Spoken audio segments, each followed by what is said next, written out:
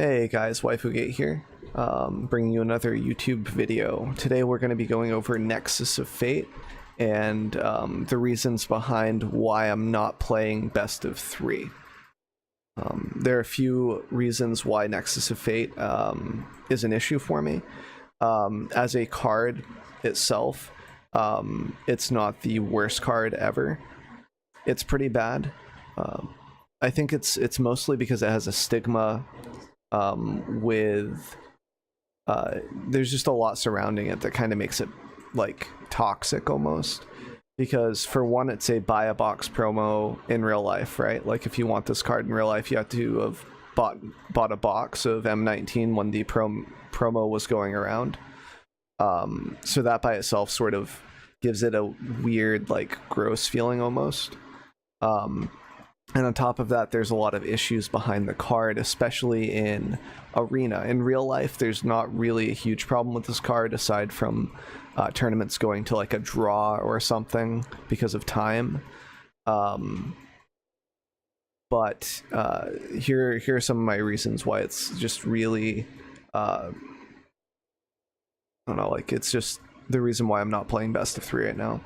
So normally if people have a win con and they present it to me and they're looping Nexus of Fate, I scoop, and that's not a problem. Like, I'm okay with doing that 100%. I didn't stop the combo, it's fine. The issue arises where if you answer the Hydroid Crassus that they're using for the win con, let's say they're running Simic with Crassus as their win con, or if they're running Bant and you deal with their Teferis, like, you've dealt with their win cons and they have no way to win, and they continue to cast Nexus of Fate at you. That's not okay. It's against the rules of Magic the Gathering, like the rules that Wizards has established for the game. They're actually breaking them by stalling. In real life, you could call a judge over and be like, hey, they're just stalling, they're taking infinite turns, and they're not progressing the game state at all. The judge will then ask the player how many turns they want to take. And the player might be like, okay, I want to take 100 extra turns. And they'd be like, okay, you've taken 100 extra turns, now what do you do? We're going to that point now, and you have to do something different. And if the person doesn't do anything different, they get a game loss. And a warning or whatever, and if they do it again, you know, they get into potentially more trouble or whatever, however that works. So in Arena, you can't call a judge over. That's the main problem, is that there's no way to stop this. You can, if you are a streamer, you can call Chris Clay into the chat and be like, hey, this guy's looping, he's been looping me for, like, you know, an hour, and then Chris Clay hands out a ban to them, sometimes, and that ban will last anywhere from 2 to 24 hours or something. The issue that I have with this is that, for one, we don't know if non-streamers are actually getting bans off from Nexus of Fate players, and even if the bans are going through, who is to say that that Nexus of Fate player is even playing during the 2 or 3 hours that they're banned? Is it even a punishment if they don't even notice it? You know? So that's my main problem, is that there's no way to enforce if rules are being followed for Nexus of Fate. And you can make the argument that I can concede the game when they're looping and just play something like Unmoored Ego and counter the Nexus of Fate looper strategy.